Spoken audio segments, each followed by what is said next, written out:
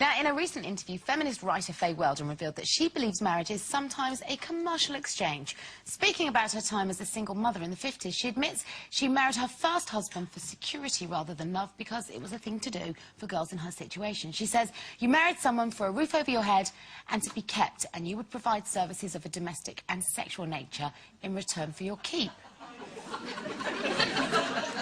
There's another word for it. I'll save it.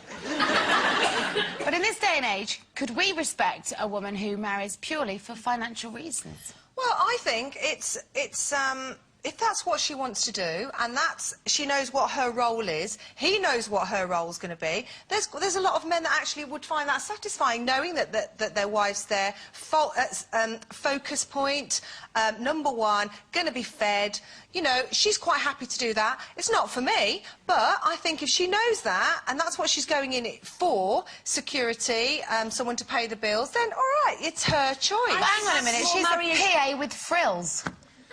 Well, not really. I mean, with a list of extras. Sure. Oh, so in this day and age, really? Do you think that's acceptable? No, I do. Maybe that's enough for her. Maybe she doesn't want to get up in the morning and go to work. Maybe she wants to clean the house and cook and look after her man. Good luck to her. I'm sorry, I just need to clear up. We're talking in women in general, not Faye Weldon, because obviously Faye's situation was very different. Yeah. But I think what Zoe said, I think that's more almost marrying for traditional reasons and security rather than just marrying for money. I mean, how I see the marrying for money is girls who literally go out to set their cap, to sort of ensnare a man. Do you know what I mean? I mean, I remember years ago when I was... It's just sort of the analogy comes to mind. When I was going out with my one rich man, who I did actually love, and when we broke up, it was my mother that had the nervous breakdown. But he took me to, why don't you just give it one try? And but basically, we went to this gorgeous hotel in Italy, and I remember sitting around by the pool.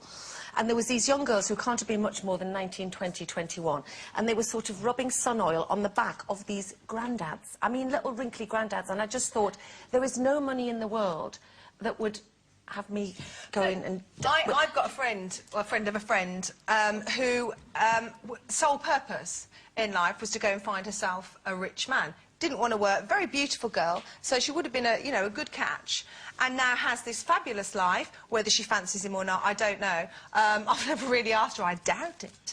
But that was her choice. You know, he's happy, she's happy, so what? No, say they're happy. What about love? Isn't marriage about love? Isn't that the most important ingredient? Well, just because she's not working doesn't mean to say she doesn't love him. She didn't go after him because she loved him. She went after him because he was wealthy. I think security and money, marrying somebody for security in those roles is still different to sort of headhunting somebody just because they're wealthy and saying things like a girl that I know who says, you know, that she's never ever refused her partner jiggy jigs because he would because she's so terrified of losing the sort of the financial package. That is wrong, in my opinion. But also, we're lucky, you know. Jane and I, all we've known is music, and we've had a talent, and there was absolutely no way we could have not have gone down that road. So for me to cook and clean for a man and that be enough for me wouldn't have happened, or you. But there are some women that haven't got that and are quite happy that is their role, to look after their man. Good luck to them. Well, I have to say, I watched a programme called Pride and Prejudice. You probably know that. And yes. And I thought there's something about Mr. Darcy that I could go for, you know? Because it is, I think we've changed roles so much in our society, haven't we, in the last 100 years?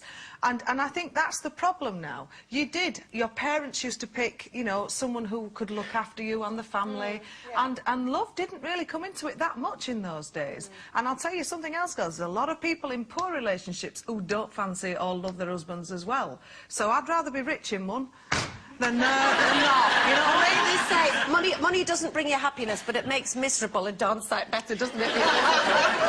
Well, never mind marrying for money.